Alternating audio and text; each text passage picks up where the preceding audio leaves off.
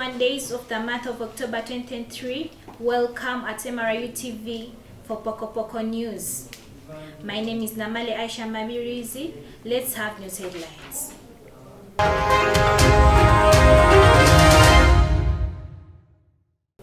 Explosion hits Jehovah's Witness prayer meeting in India's Kerala.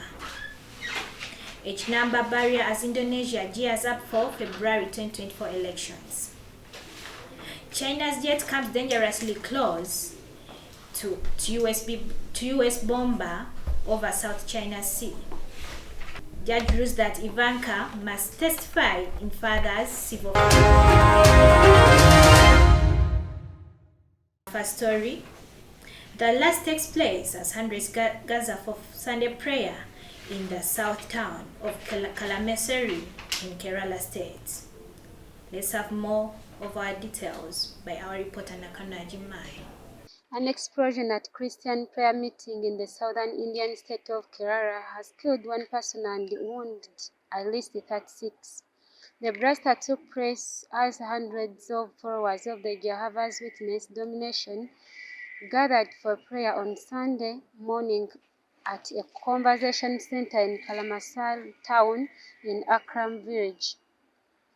About 9:40 a.m. there was an explosion in Zamra International Convention Center in which one person died and 36 are undergoing treatment. Thank you so much. In our next story, legal challenges on lower and upper age limits have failed, and analysts say fitness for office is about more than a number. Medan, Indonesia. Over the past 2 weeks, Indonesia's constitutional court has been pondering the often globally debated topic of age and whether it matters for political office. Last week, the court had to rule on a legal challenge to lower the current minimum age for vice presidential and presidential candidates from 40 to 35. The court rejected the case, maintaining that candidates needed to be 40 years old to be eligible to run, but they added a caveat. More on our news. Judge Arthur Egoron sides with New York State lawyers who had argued that daughter of former president was a relevant witness in the case. Let's have more details by Naroga Winfrey.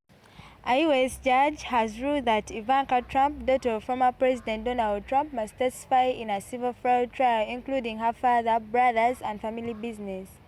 In a Friday ruling, Judge Arthur Engoron sided with New York State lawyers who had urged that Ivanka was a relevant witness in the case after she was previously dismissed as a defendant.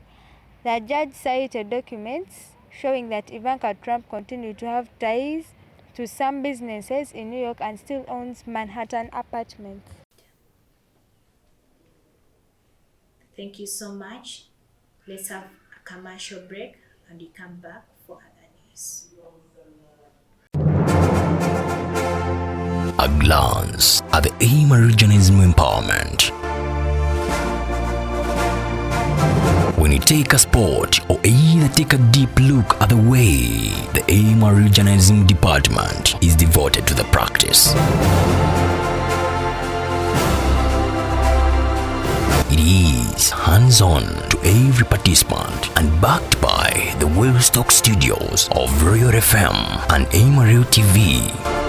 The department has fed the global practice with outstanding personnel backed by professionals in the practice, and it is seen from the products of the different students. Take a glance at every sector.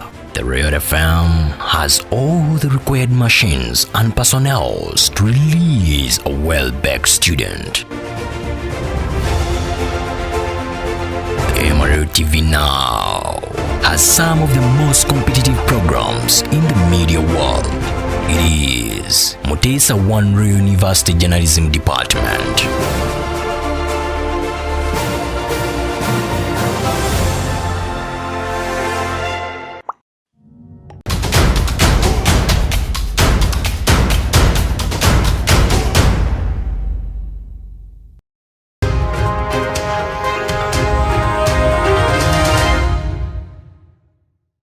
We'll be back from that commercial break. Let's continue with our news in the sports sector. In our story, Tyson Fury knocked down but beats Francis Ngannou on a split decision. WBC heavyweight world champion Tyson Fury has beaten former UFC fighter Francis Ngannou on a split decision in a non-title fight in Saudi Arabia that almost delivered one of boxing's biggest upsets.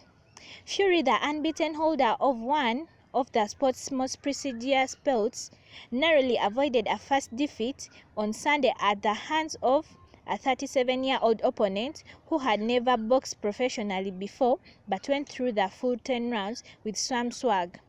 Ngannou, whose UFC record was 17-13, knocked down the Briton in the third round with a left hook, although the 35-year-old self-styled Gypsy King was able to see out the round.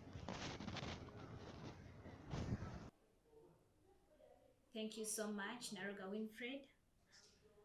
In our next sports news, Haaland scores twice as Man City rode Manchester United.